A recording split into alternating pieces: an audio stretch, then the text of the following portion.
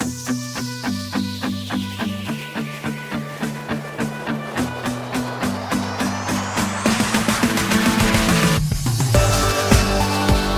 and welcome to Aharon.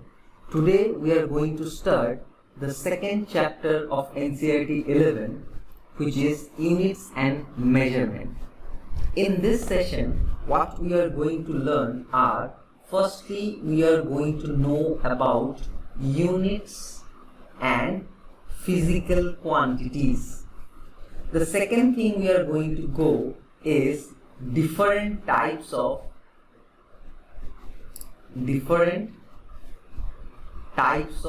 units.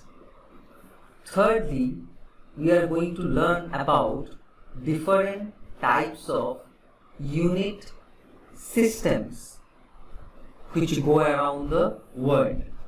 Fourthly, we are going to know about the atomic mass unit, or what are the unit system in measuring the masses of atoms. So these are the four things which we are going to cover in this session together. So without any further delay, let's begin. Now, if we know units, then there is a specific thing which is associated with units, which is called physical quantity. Physical quantity. And what is a physical quantity? A physical quantity is a quantity which can be expressed in terms of numbers. Any quantity, if you can express it in terms of numbers, then that will be called as physical quantity. Let's take a very simple example. Say you have gone to a grocery store near your home and you have asked for 1 kilogram of sugar. So, what is the quantity you are asking? 1 kilogram of sugar. So here 1 is a number, and since you are being able to express the quantity in terms of a number, so this quantity has to be a physical quantity, since you can express it in terms of a number. Now let's take another example. Say you are measuring the temperature of a day, of a hot summer day. Now you have found the temperature to be, say, 45 degree centigrade. Due to global warming, it is not very distant. Okay, 45 degree centigrade, since human beings are eradicating trees from the surface of the earth, so it's not impossible that we are going to encounter such huge temperatures in our near future, or we are facing it now. Anyway, so let's say you have found out the temperature to be 45 degrees centigrade. Now in this, you can express the temperature in terms of a number which is 45. So this quantity has to be a physical quantity. Now, what is a physical quantity again? Any quantity which you can express in terms of a number. Say in this example of a sugar, we have expressed it in terms of number, as well as in the example of temperature, we are being able to express it in terms of number. So that constitutes physical quantity. Now, any quantity, if you can express it with number, there will be a unit associated with it. So, say Q equals to 1 kilogram. Now this 1 is nothing but this number, and this kilogram is nothing but the unit associated with it. So any physical quantity shall have one numerical value or one number as well as one unit associated with it, and the product of the number and the unit together is called the magnitude.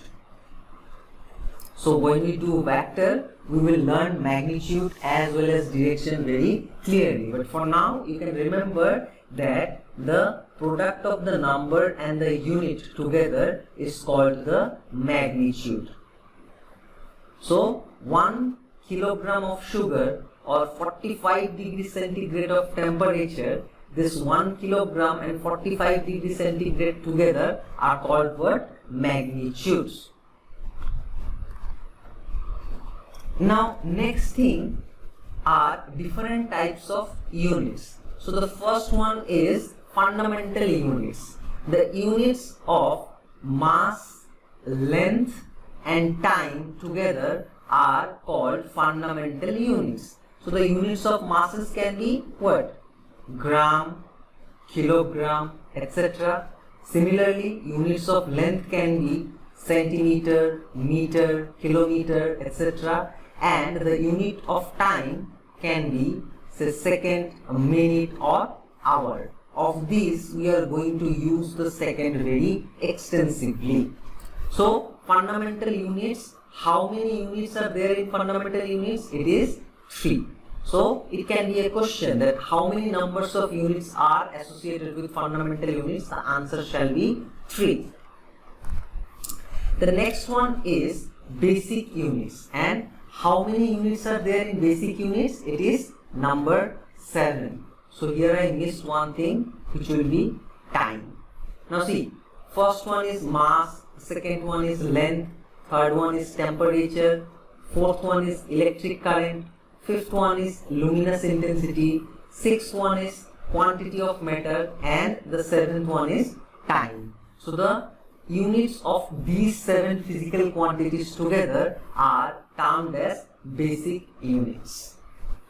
Next is supplementary units. So what are supplementary units? The units of plane angle and solid angle together constitute supplementary units. The unit of plane angle is radian and the unit of solid angle is steradian. Okay. So what are plane angle and solid angle? See, this angle is a plane angle, and if you consider a birthday hat, then it forms a cone, and these type of cones are called solid angles. So that's the difference between plane angle and solid angle. The fourth category is derived units. So units other than the above 3 and which we get by derivation with the help of these basic, supplementary and fundamental units are called derived units. So let's understand with the example of one physical quantity which is termed as density. Now density, I am sure you have got, is what? Mass divided by the volume. So see here, density does not fall into any of the 3 categories, but we can get the unit of density with the help of fundamental units. How? See, mass is itself a fundamental unit, and what is volume? Volume can be written as centimeter cube or meter cube. So we can get volume in terms of length. So that's how we get a quantity called density, which does not fall into any of these 3 categories. So they are termed as derived units. What can be other examples? Say force equal to ma. Force does not fall into any of this category, but mass, acceleration, okay, separately if we multiply them, we get force. So that can also be a derived unit. The next is unit systems. So in unit systems, the first unit system we are going to consider is CGS. So C basically stands for centimeter, G basically stands for gram, and S basically stands for second. So the unit system in which the unit of length is centimeter, the unit of mass is gram, and the unit of the unit of time is second, then that unit system is called a CGS unit system. Similarly, the next unit system is MKS. So here M stands for meter, K stands for kilogram, and S stands for second. So the unit system in which the unit of length is a meter, the unit of mass is kilogram, the unit of time is second. Now that type of unit system is called MKS or SI unit system. SI stands for International Standards. Now the third category is FPS. Here F stands for foot, P stands for pound, and S stands for second. So the unit system in which the unit of length is foot, the unit of mass is pound, and the unit of time is second, that kind of unit systems are called FPS unit system. It is basically used in the Western countries and USA. We don't need it that much, but these two we are going to need, which are CGS unit system as well as MKS or SI unit system. You also have to know the conversion. Okay, if any physical quantity is given in centimeter, then you should be able to convert it into MKS or SI. Suppose, say I am having 1 centimeter as the length. Now 1 centimeter can also be written as 10 to the power minus 3 meters. So that's a conversion between CGS and SI unit. So this thing you have to know. The next is atomic mass units. So the first question which comes into mind, why we need atomic mass units? See, the atoms are very light. So the atoms, they are very light because they are very small. So if you compare the mass of atom with kilogram, it is impractical. Okay, you can actually do that, but it's impractical. You will not get any value because see, one mass of atom is very less than, say, 1 atom's mass is very less than 1 kilogram. So it is impractical to use kilogram as the mass of 1 atom. So what we have, and as a result of that, we have a second mass standard.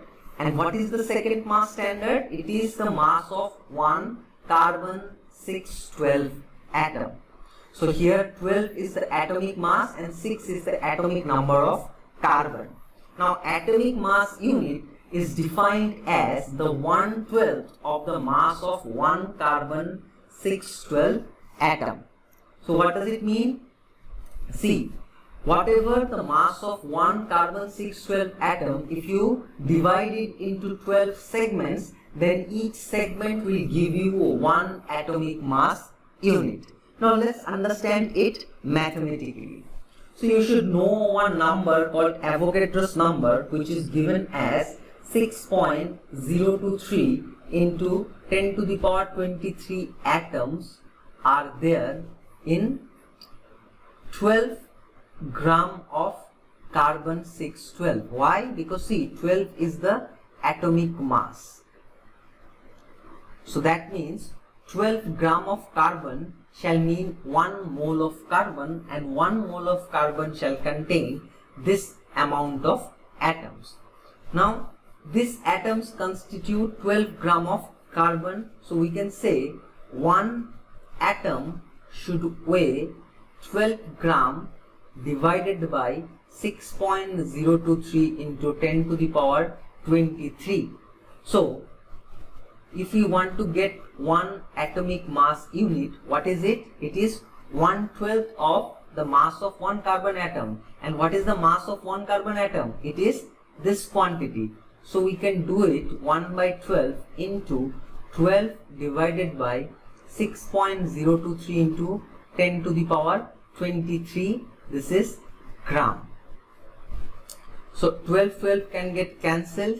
So the result of it will be 1.66 into 10 to the power minus 24. Why I have written 1.66 into 10 to the power minus 24 gram. And if you convert it into kilogram, then you will get 1.66 into 10 to the power minus 27 kilogram. So this is the 1 atomic mass unit.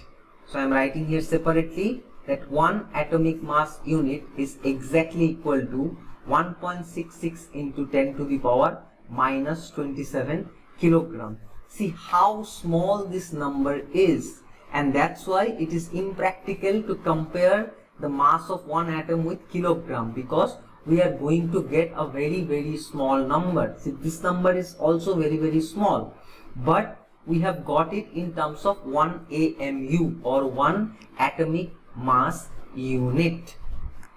So with this we have come to the end of today's session. Thank you for tuning in. I hope you liked it and learned a bit. This is me, Shomik Shah, signing off. Thank you again.